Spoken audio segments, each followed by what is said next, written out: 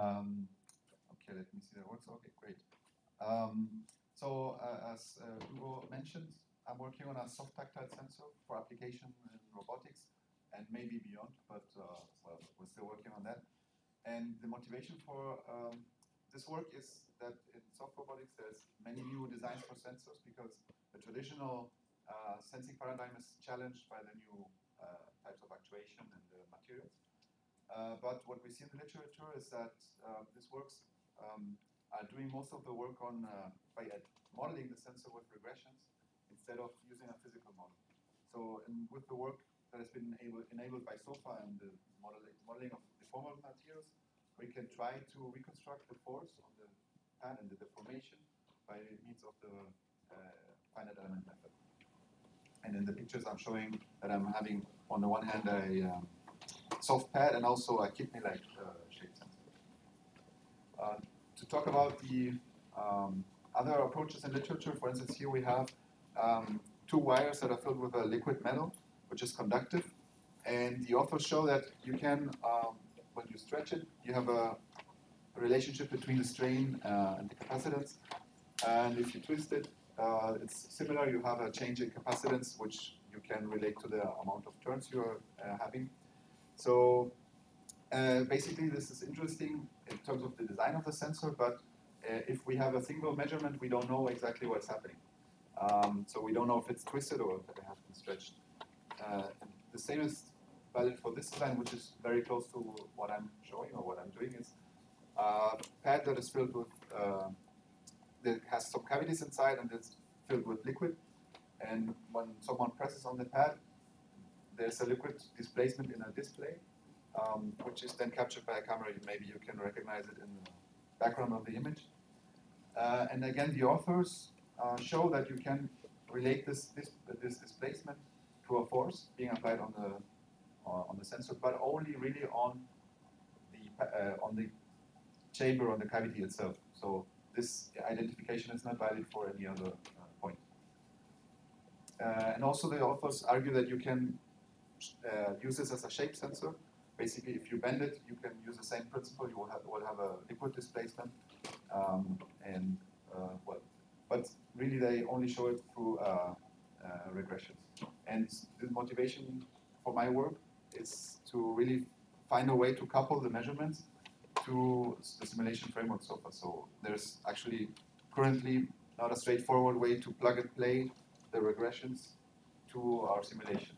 And actually we have seen a little bit on this already in the talk by Christian, where he talked about the integration of the flex sensors. And this work is in the same direction. So the general idea is that I have a soft pad with cavities embedded, and I want to measure the change of volume for each cavity. As you can see here in this, there's two signals. The first row is a raw signal for the airflow, which I integrate to achieve the amount of change in volume. And in the pad there's 4 cavities. So using 4 values, we can find the contact location through a neural network. But to find the actual force, we are trying to use the physical model. So instead of using a regression, we just use the physical model to have the force and the deformation. So the setup is shown quickly here. So here you can see on the left what the geometry of the cavities is.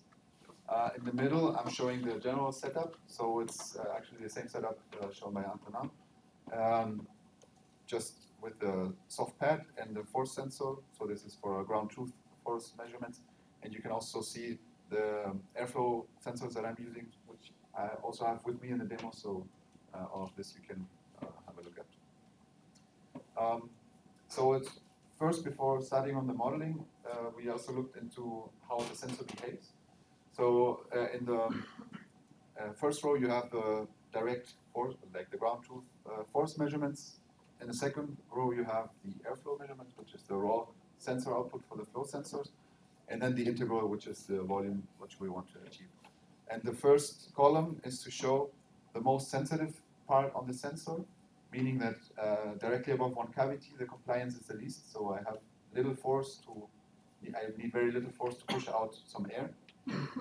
And you can see that here a force down to maybe 20 millinewton, which is more or less equivalent to 2 grams, is only needed to trigger the sensor in this area. If we go to the middle where there's more material, the force needed to trigger is a little bit higher.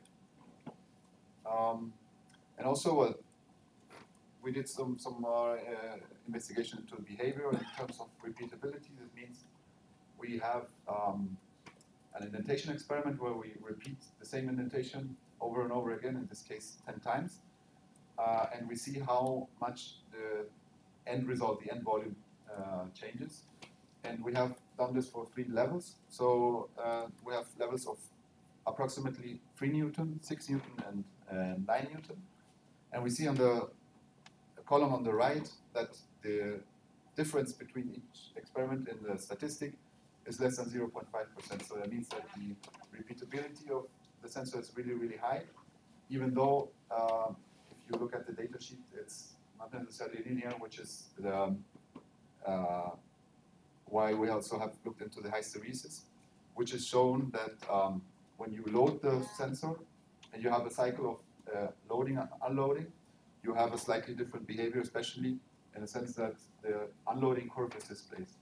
I think for the sake of time, I'm not going into the detailed explanation, but you can ask me later about this. So for the modeling part, these equations have already been shown today. The first equation is related to how the internal forces are computed in the time-stepping scheme. And the second equation is showing, again, how the internal forces of the FEM mesh are equilibrated to the known forces like gravity and the external forces due to actuation. So in this case, we have an actuation which is, let's say, a force, point force being applied on the soft pad. And what we want to do, what we want to achieve, is to relate the external force, which is shown here on the top, which will induce a movement on the nodes, to how the volume in the cavity changes. So, so what we want to have is the relationship between the node displacement and the change in volume. And this is expressed in the first equation, where we have the change in force magnitude, which is mapped to the compliance matrix, to the displacement of the nodes, which in turn is mapped to a change in volume through the function that calculates the volume of the cavity using the surface mesh. So basically, for each cavity, we have the relationship between the external force and how the volume of this cavity changes. And basically what we just do is to find the difference between the real world measurements and the simulated volume and find the force load that best explains the change in volume. So for the results, we have that in 3 experiments basically. So one is the reference experiment, which is a pure regression. So I trained the neural network to find the location of the force, but also its magnitude. Then I have the proposed approach, basically, which is using the neural network just for the force position, but using the model to find the force magnitude. And then there's even a transfer learning approach, whereby I learn the localization capability not on the real world data, but in the simulation, and reconstruct the force, again, using the same model. So as you would expect, let's say the regression model is the one that performs the best. So this is shown in the second row, but only if the force is within the range on which the model was trained. So if I want to extrapolate on the force, which is shown on the first row, you see that the neural network model degrades really quickly, because so unforeseen forces is not capable of really predicting them. Whereas the optimization, once it has a location, it really doesn't care, which is the third and the fourth row, if the force is within the range of the trained model or not. So I think this is the most interesting result of the work. Similar is also for the transfer learning approach. We see that currently it's not able to produce very good predictions of the position, but even still, even if the position is not 100% accurate, it's still enough to produce a reasonable force estimation. And to show that this approach generalized as well, we also implemented a different shape, which is the kind of a kidney, also to illustrate the application maybe as a device for medical technologies, which has arbitrarily shaped cavities, and we obtain very similar results, which I can also explain more in depth in the discussion. And here on the right is just to show the general capability of this device to detect forces. So, so as a conclusion of this work in particular is that I've talked about a soft sensor, about its characteristics in terms of sensing, but also in terms of the force reconstruction. And I think also related to what Christian was saying is that so far in the modeling of physics-based modeling allows us to pursue what I would call model-based sensing. And in fact, I'm trying to apply the same idea, the same very similar model to find robot shapes. So this is what is the last image shown, that basically using the same principles, I can reconstruct the shape of a robot. And so that's where I hope to go. Okay. So thank you very much for your attention.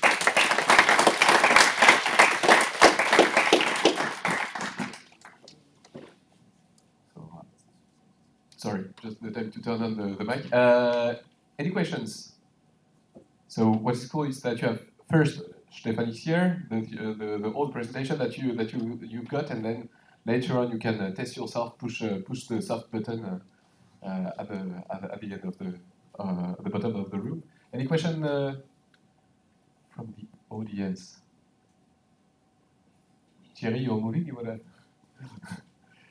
No? Okay. Thank you again for your presentation, Stefan.